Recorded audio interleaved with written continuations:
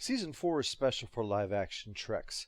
It's the one we never got for TOS, the one that relaunched itself for Enterprise, and for the other three, it was the midpoint season.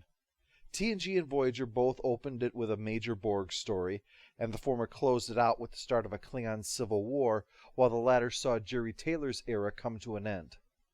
For DS9, it was the season that had to reinvent itself almost as much as Enterprise had, while at the same time trying not to lose the carefully laid plans that they had been making. That launch was The Way of the Warrior, which saw the end of the peaceful TNG age of cooperation, leading to an aggressive, expansionist Klingon empire striking at the reeling Cardassians.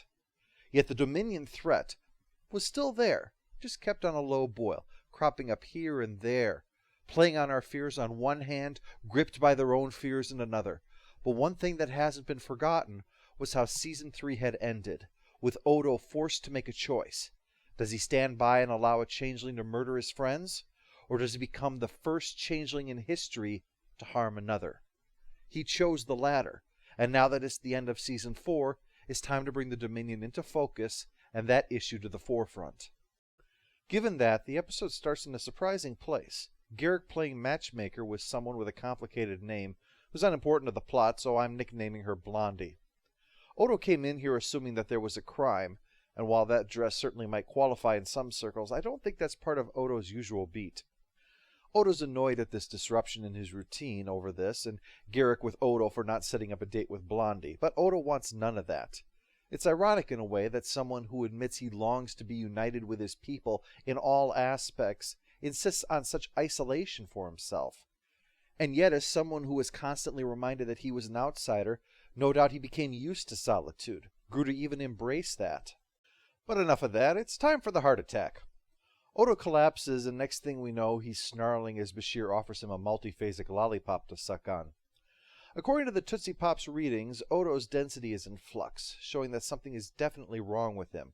And whatever it is worsened by Odo's shape changing, so he's stuck lying here while Bashir tries to figure out what to do about it.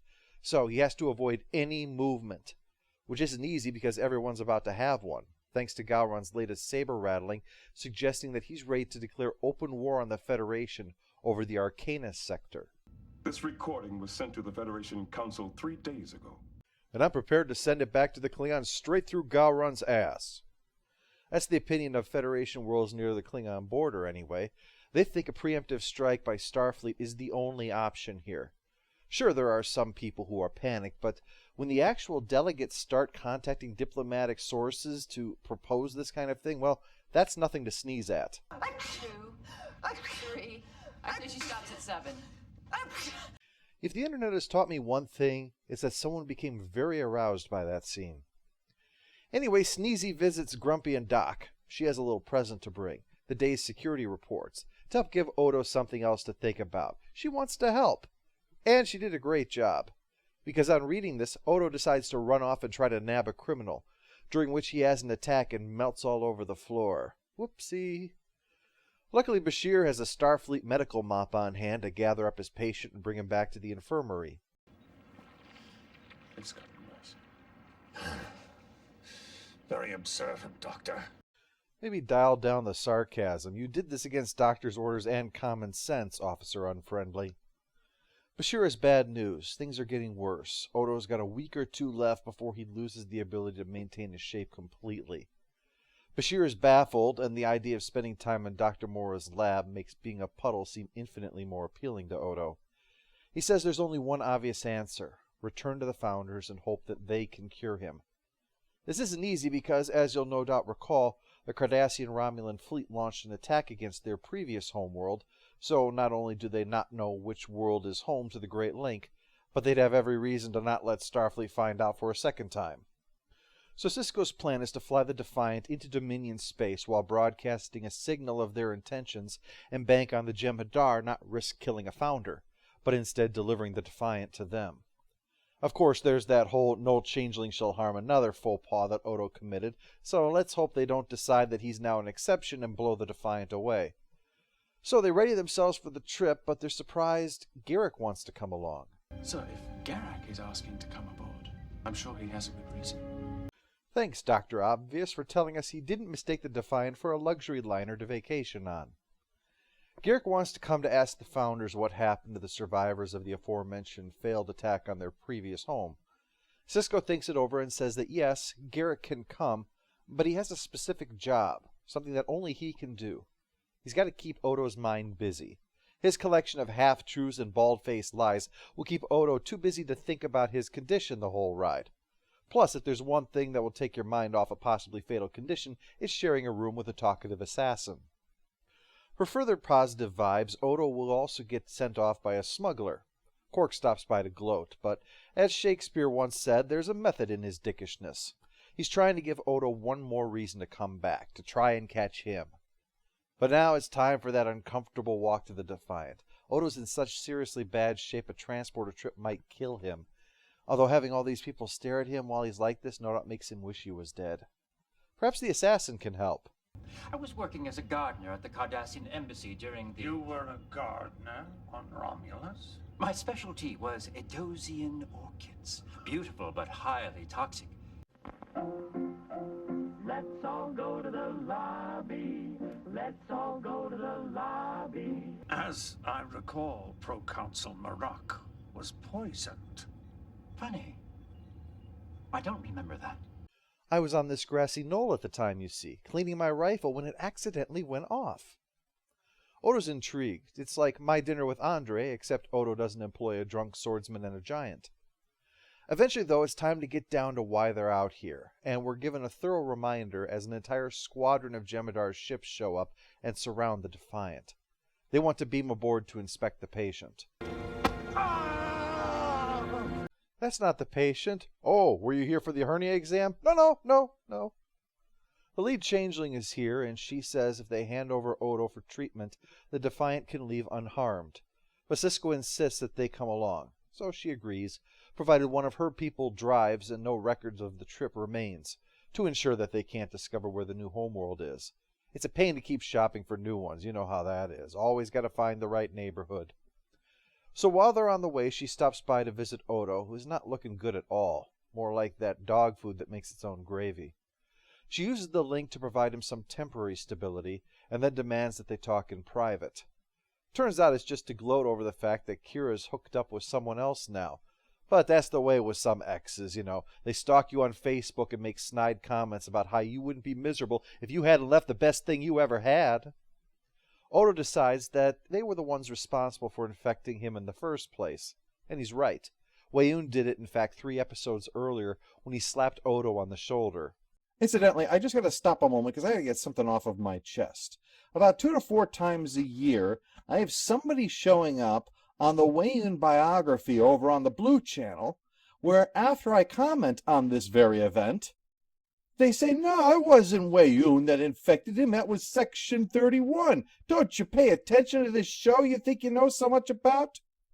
Well, yeah, Odo got sick more than once. How unprecedented. Everyone knows you only get sick one time in your entire life. Back to the show. But they did it because of that whole killing a changeling thing, and she isn't receptive to his excuses. In their minds, it's a bit like a long-lost child who's been raised by wolves.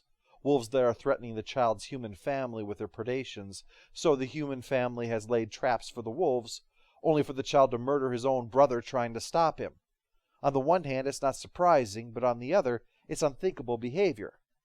Not saying it's a perfect analogy, but I think it helps explains why in their minds Odo is guilty of a terrible crime, even though we saw that he had no choice in the matter. Still, the Founders have decided to give Odo a chance to explain himself, so the plan was to force him to return to the Great Link so that he can share his thoughts with them, and they'll decide if his actions are justified or not. If they're not, then they'll impose punishment.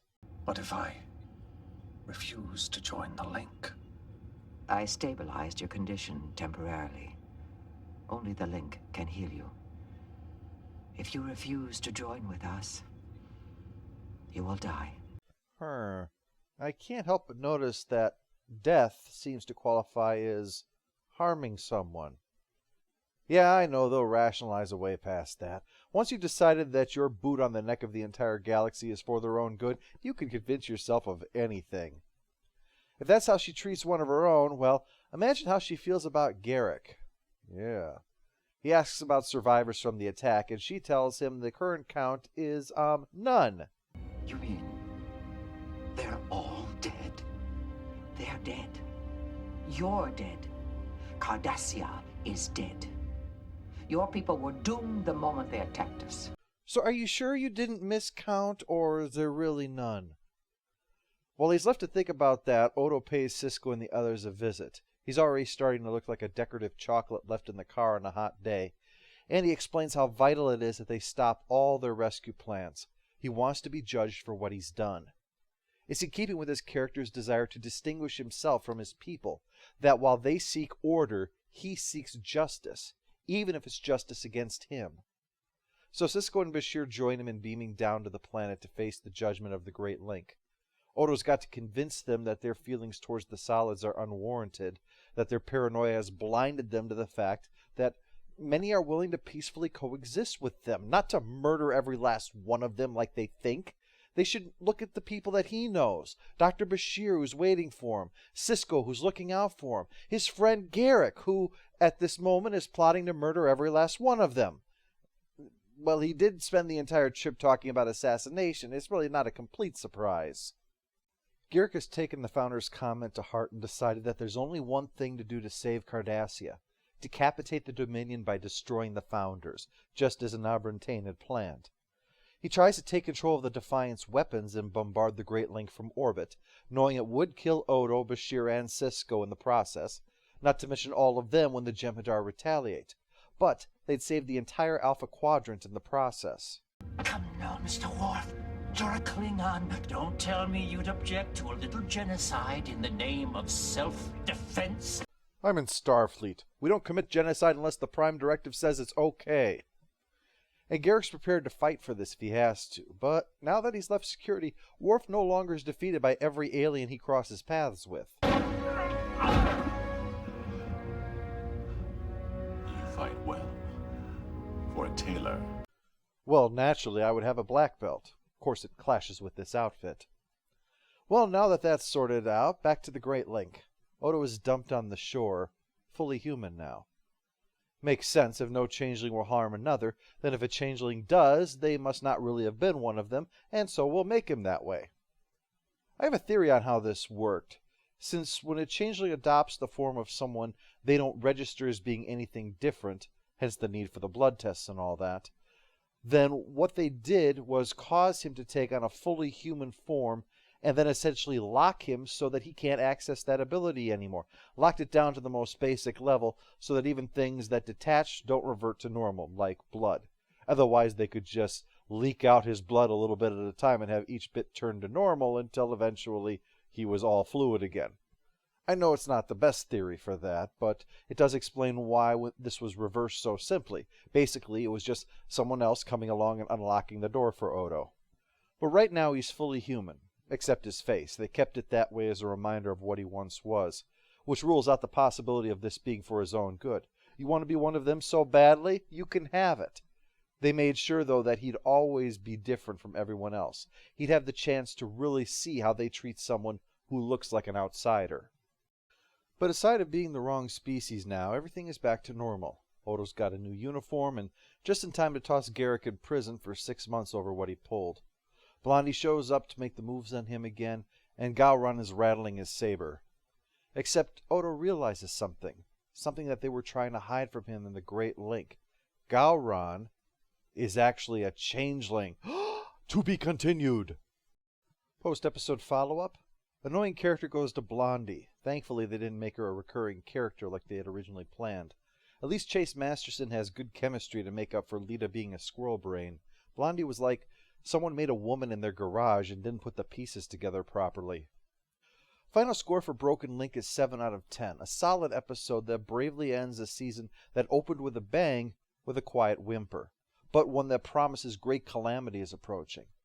But this is an episode about character through and through, from Odo's attempt to walk with dignity through the promenade, to the jokes at O'Brien's expense on the bridge, to the Founder blowing up at Garak. This is an episode that peers into the minds of some of the heroes and villains as things prepare for a new season with new conflicts between them and others. I'd say if it has a weakness, it's that it should really have focused that a bit more.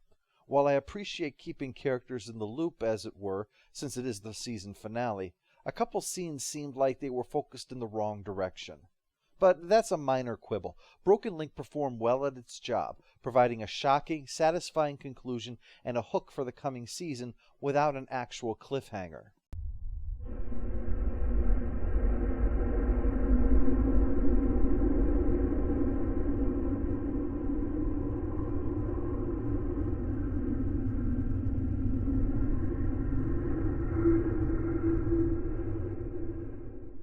All hail the Overlord! All hail the Overlord!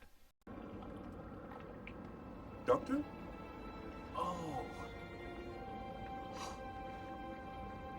Right.